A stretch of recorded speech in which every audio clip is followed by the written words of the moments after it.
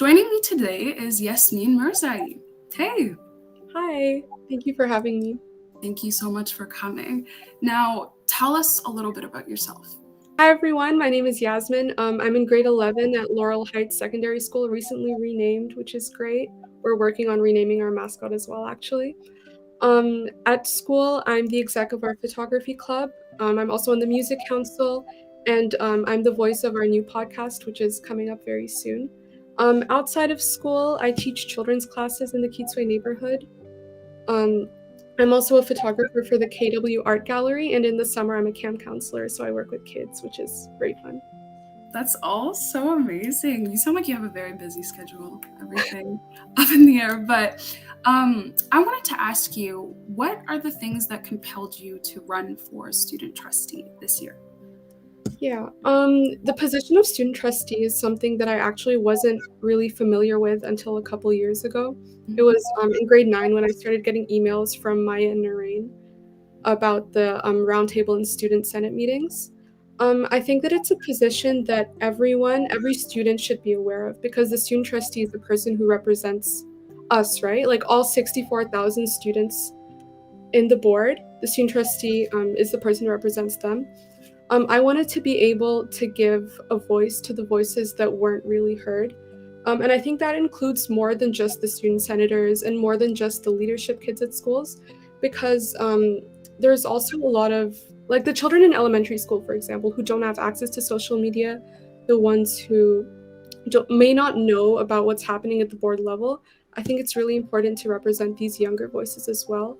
That's a really big part of the reason why I ran for student trustee. 100%. And I love to hear all of that. How do you think that these concerns that you have could be addressed then? Yeah, I mean, especially now, over the past few years, when we've become a lot more accustomed to virtual forms of communication, it's made it a lot easier for us to meet, like, for example, the roundtable meetings that you're holding, Kenzy, with students all across the board. It's made it really easy to meet people from all around the place. So I think that holding more of these roundtable meetings, not only for high school students, but also for the intermediate level and even the elementary level, just to be able to gather opinion and gather like voices from every stage of like every grade. Right. Important. I love that idea. I love it. That sounds amazing. And then I note that you decided to run for student trustee despite not being a student senator this year. And yeah, of course, there's nothing wrong with that. But I wanted to use this as an entry point to promote awareness about the student senator as an advocacy position. And so, could you tell me what might have dissuaded you from joining Student Senate this year? Yeah. Again, student senate wasn't really something that I was fully aware of because I'm not sure how other schools do it, but my school doesn't really put it out there as a position as much as it should. But I also know that the way the student senate is, like the student senators are picked, is through application and not through vote. I think that's a big part of it because I did apply to be student senator, um, but it's really hard, I think, to gain a position like student senator if you're not already heavily involved with like leadership courses. Mm-hmm. Um, and I wasn't able to, just because of the way my timetable worked, I wasn't able to have any leadership courses over the past few years. So I think that's part of the reason why I wasn't able to sit on the Senate. Not that it's something I wouldn't love to do, I just wasn't really given the opportunity. Yeah. Okay. And then let me build on that and ask you, what changes do you think it would take for the student senator position to be more appealing and accessible to you as a student advocate in the future or in general?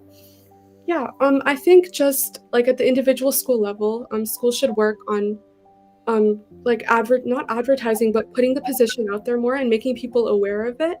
I think that would definitely draw more people to apply, and even opening up the position as something that the student body can vote for, to make sure, because the student senators are the two maybe more students that represent each school at the board level, and I think that students at each school should be the ones who pick who represents them when decisions are made.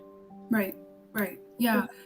And then let's talk about elections a little bit for student trustee. And people commonly ask how we can make elections more accessible. And since you were a candidate, that does speak for accessibility, and you were able to run for the position. But if you had a say in the process itself, what would you change for it to not necessarily be more accessible, but more representative? That's a really great question. 2 years ago, the first year you were elected, Kenzy, I was able to watch the election through the live stream. So that was the first year they did it virtually, and everyone was able to watch, as far as I know. This election, however, was only open to student senators to watch and vote, which is great that they're getting representation from every school. Well, it was every secondary school. Um, as a next step, I would really, really urge the board to make these elections accessible to everyone. And by everyone, I mean not only students in high schools, but students in elementary and middle schools as well as opening up the vote to all students. So far, it's just been senators who are able to vote. And like I said, since it's a pretty closed position, I think that in order to vote for student trustees who best represent the entire student body should be given a say in who their student trustees are. Amazing. Thank you so much for all of your responses, and thank you for spending this time sharing everything with me. Yeah, I really appreciate it, and I'm excited to work with you this year as a student advocate. And for everyone watching, now you know. So through my volunteer positions with children, especially like at day camps throughout the summer, I've had a lot of conversations with kids about school, what they like about it, what they don't like about it. And something that I found in common was that a lot of the reasons that kids might not like a certain subject is because they don't receive support in it. For example, I was talking to a little girl who really didn't like math, and when I asked her why, she said it's because no one was there to help her through her math problems. And this really just got me thinking about how like school, like at its core, is a place where it's a place that children like. It's a place that they should feel safe, that they feel happy in, and that a lack of support is really dangerous because it could hinder this love for school and love for learning.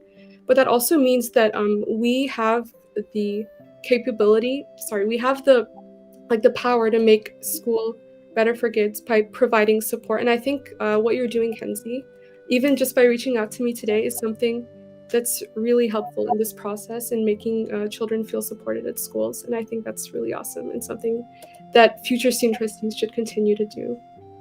That's so kind. Thank you.